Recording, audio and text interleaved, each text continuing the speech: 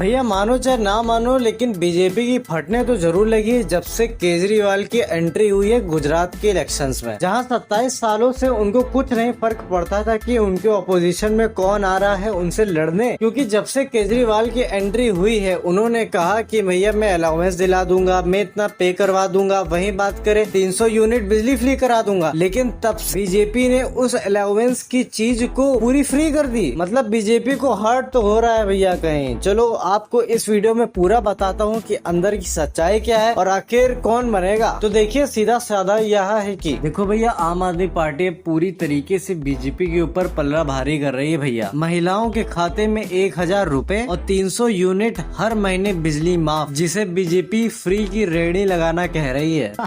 जहाँ 27 सालों से बीजेपी राज कर रही थी, उनको कुछ नहीं फर्क पड़ता था कि कौन उनके अपोजिशन में आ रहा है। उनको अपने आप पे पूरा यकीन था भैया, जो भी आएगा मुंह ही खा के जाएगा, हमेशा बीजेपी का राज रहेगा हर जगह। लेकिन जब इस बार बीजेपी के साथ ही साथ कांग्रेस के साथ आम आदमी पार्टी घुसी, तब से बीजेपी की भैया नींद अच्छी नहीं हो पा रही। क्योंकि जहां बीजेपी के राज में यह बताया जा रहा था कि सरकारी कर्मचारी को अलाउंसेस नहीं मिलती है, तो वहीं जब केजरीवाल ने कहा कि मैं इस चीज को फ्री करूंगा, मेरी सरकार तो आने दो भैया, भी बीजेपी 4 दिन पहले ही मुफ्त कर दी। अरे बाप रे बाप। भाई अमित शाह 4 दिन ही पहले मॉडल स्कूल्स का पूरा आरक्षण करे। मतलब 27 साल से बीजेपी है, लेकिन अभी तक बस खाली 4 मॉडल स्कूल्स के आरक्षण हो पाए हैं। मैं इस वीडियो में ये नहीं बता रहा कि बीजेपी अब थोड़ी कम पड़ रही है आम आदमी पार्टी में, मैं पूरा रियलिटी बता रहा हूँ जहाँ तक के अभी पूरा पता चल रहा है। देखिए 4-5 महीने बाद यह इलेक्शन है, लेकिन अभी से बीजेपी हो गई, आम आदमी पार्टी हो गई, कांग्रेस हो गई, ये सब अभी से गुजरात में दोबारा करने लगे हैं। जैसे बीजेपी 37 बार कर चुका है, वहीं आम आदमी पार्टी 12 या 13 बार हो गया होगा, वही कांग्रेस भी कई बार आके कर चुकी है पूरा नया। जब से गुजरात और महाराष्ट्र का बंटवारा हुआ है, तब से सिर्फ और सिर्फ कांग्रेस ही का ही पौवा चलता आया है, और हमारे ख्याल से चलता रहा था 1960 तक। उसके बाद बीजेपी 27 साल तक